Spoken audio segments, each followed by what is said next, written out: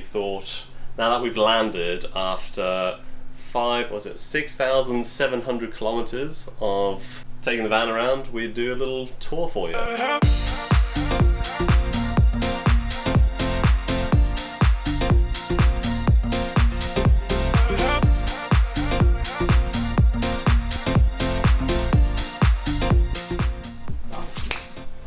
Obviously a fridge.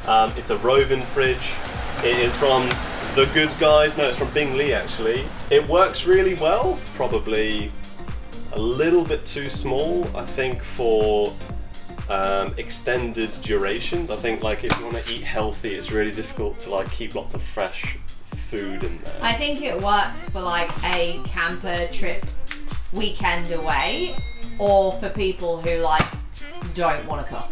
It's really good, it works really well, it keeps things chilled, it does what it's supposed to do. Camping light, very important, has helped us out a lot, thoroughly recommend. Just any old basic camping light, it's nice and bright. There's an LED one, it is an Explore Planet Earth. We bought it from some random shop on the road. Toolkit. Okay, Jeff's roadside repair kit. You don't need this one. Don't know why it's Jeff, apparently someone got my name wrong. But basically, a shitload of tools. Well, I say a shitload, the essentials. We've got like pliers, we have got side cutters, and we've got like, I've got lots of tools. So I just brought like the essentials, like some ratchets, some spanners, like small size spanners. And having these tools, as we discussed before, allowed me to diagnose our van's bad coil on the spark plug. So it was very useful to have these, as well as fuses, spanners, screwdrivers, all this small essential. Would you say that you, in hindsight, would like to have brought more tools, or do you think that's enough? It's a very fine line. Like, you can literally bring tools to account for everything. One thing that we should have brought, which is not really for the car, but brought for camping, is a hammer. That wasn't a good decision. Trying to get pegs in certain areas is just a ball ache. So, toolkit, I was quite happy with what I brought here. The only time I really needed to use it was for the spark plug situation that we had. Daphne died. Do some research on what your car needs, what your campervan needs, what sort of sizing you need. Tape. Always handy. Also brought a multimeter. I used this for, we've got an auxiliary battery down there, so like off the grid battery. See that big old beast there? I like to look like I know what I'm doing. The way you can mitigate this is if you actually fit a digital gauge to your battery, so you don't have to bring a multimeter. What we also brought was this thing. This was Harrod's idea. This is called a Polar Breezy, and it is supposed to be like a mini air conditioning unit. It runs off 12 volts, so USB. What do you reckon to it? I loved it. So basically all it does, you put water in the top of it and it like gently atomizes water into, it's basically a fan in there, and just blows cool vaporized air out. It worked well with the fan. We've also got this fan here. I would say if you're going to choose a method of cooling, this is far better. I think the combo is good. Yeah, so we basically have this combo here, so this would blow into here and like dissipate it throughout the van. It kind of works-ish. I think in very hot situations it worked well. If you just want a breeze, the fan is fine. Exactly. But I think it cooled the temperature of, because the thing is without the Polar Breezy, the fan is just blowing around hot air. Wasn't as good as I thought it was, but I think overall worth having. It plugs into, you can get a sneak peek in there what we got in the van. We've got just 3 cigarette lighters, 12 volt cigarette lighters there, and they connect to the battery and then power anything through USB through various adapters. A gas barbecue. You're kind of in my shot. This comes out like this. We have 2 gas bottles down the side there. 2 because we learned the hard way that getting these gas bottles out is a fucking pain in the ass. So when one runs out, we can easily sort of flip on. But it didn't run out. We've used one for the whole time. It's a 1.25 kilogram gas bottle, and yeah, it lasted us the majority of the time. I think we would probably used it every day for either boiling the kettle or cooking something. That works really well. This is a Gasmate gas cooker. We have in here an inverter, which has basically allowed us to power anything that you would normally plug with a normal household socket. So converting the 12 volts from this battery into chargers for your iPhones, for your laptops, I think was the main reason why we did that. So that's a 500 watt inverter, which is pretty much all you need, and that was from J-Car, my favourite shop.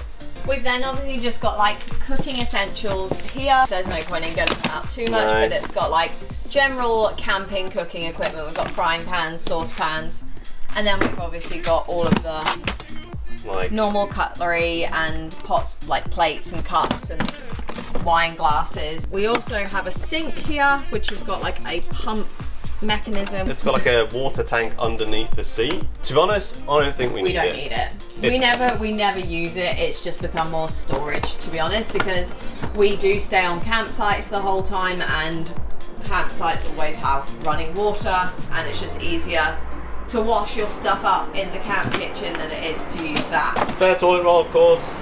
Always spare toilet roll. Need that. And our bougie ass kettle, which hangs there. And then attached to the inverter, we've got a multi-socket so we can literally have, I've got the drone batteries, we've got a laptop charger, we've got the USB charger, so like you can just charge things like you would at home, basically. And of course, a massive extension cable. And we got, this is 100% you need this, so any powered sites you need. Then I've attached just a normal battery charging kit or device to the battery. When we are basically on a powered site, we don't have to have the car running to charge the battery, we just plug it in, and that works really well.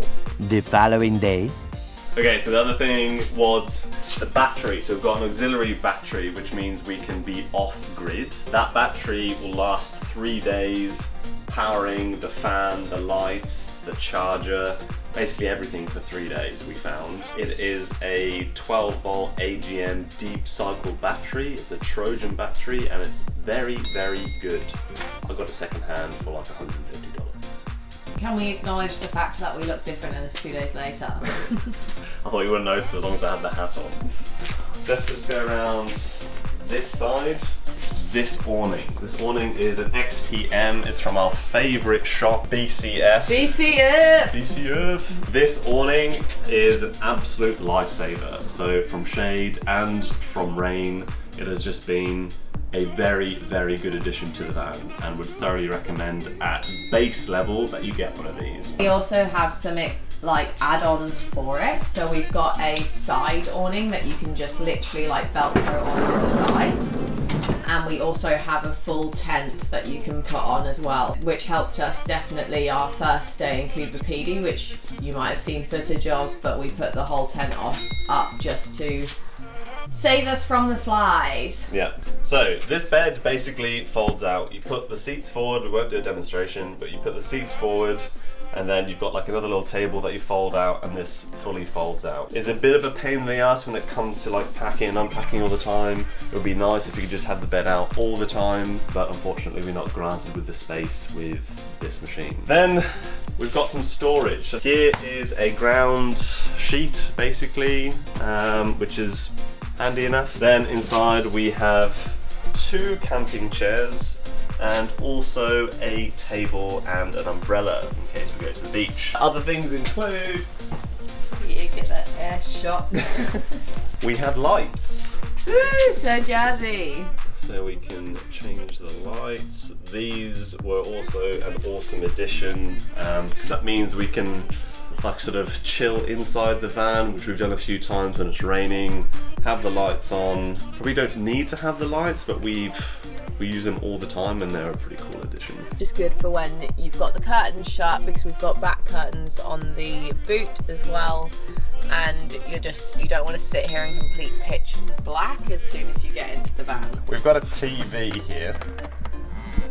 So a little flip down TV, which we have not used yet. I mean, we've used a laptop or an iPad for watching Netflix and stuff. Do not need the TV. The other thing, I'm not sure if you can see here, fly screens to these back windows. So this actually then is really handy again for when we're sleeping. because then we can have the windows all the way down and there is protection from the flies. It's been a lifesaver. Honestly, if we weren't able to have these windows down, it would have been just like a sauna and impossible to sleep in this camper van. So these single-handedly have been one of the best additions that we've made to this camper van. So they're just the like adjustable fly screens that you buy from Bunnings. So it just comes with a big sheet of mesh, and then these tracks here, which you can see the white, that you just cut to the right size. So I just measured up our windows, and obviously you can see that they are slightly DIY because obviously they're not a normal rectangular shape. Another thing, obviously if you're going to the outback, you're going to need one of these, which is a fly net. And when we did need to use these, please show us.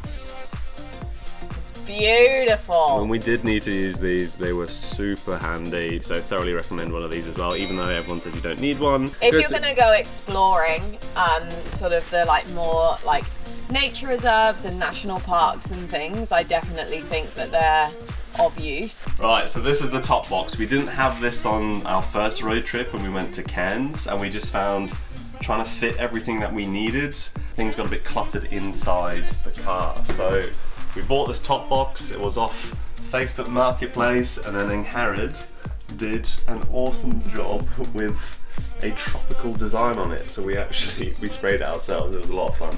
This was like $200. They're very expensive for what they are.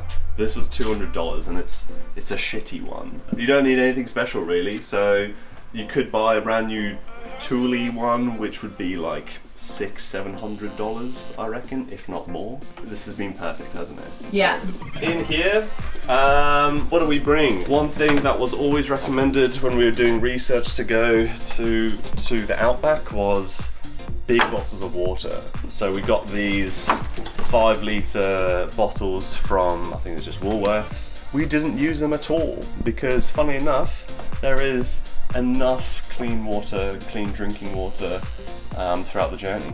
Then inside here, this is basically the tent that fits to our side awning. Mosquito coils. Also came in handy. Filter jug. Did not get used. But the other thing that I'm going to show you from inside here is this mosquito net. So this is a huge mosquito net that we got from BCF, again, our favourite shop. Woohoo! So we hung it over the top, and that kind of meant we could have the back door open and be cooking in the back without flies and mosquitoes getting inside, which is a massive pain in the arse when it actually comes to sleeping. So this was a good investment. And a pizza oven. Because we are bougie travellers. We use this quite a lot when we were travelling to Cairns, but we didn't actually get round to using it on this trip. When we use it, amazing. It works so well. So it's just something fun to have on the road. You might have heard through our other videos, but the van broke down. Daphne died. And through that, what I realised that I should have brought were spark plugs and a spare coil pack. You can get them from like Repco or super cheap. That was something that I would recommend bringing as spare parts. So the van itself is a Japanese import, which is exactly the same as a Toyota Tarago. It's kind of like the premium edition of a Toyota Tarago. So it's a Toyota Estima 2.4 litre engine, 2005. It's been an absolute machine. It's also got 4-wheel drive, which we did use on the last trip and got us out of a bit of a bog. That's something that could have ended badly, but didn't, thanks to the 4-wheel drive. Now got 200,000 kilometers on the clock. This has been an amazing machine, and we've just really enjoyed driving it. And her name's Daphne. Woo, Daphne! Daphne! We love Daphne.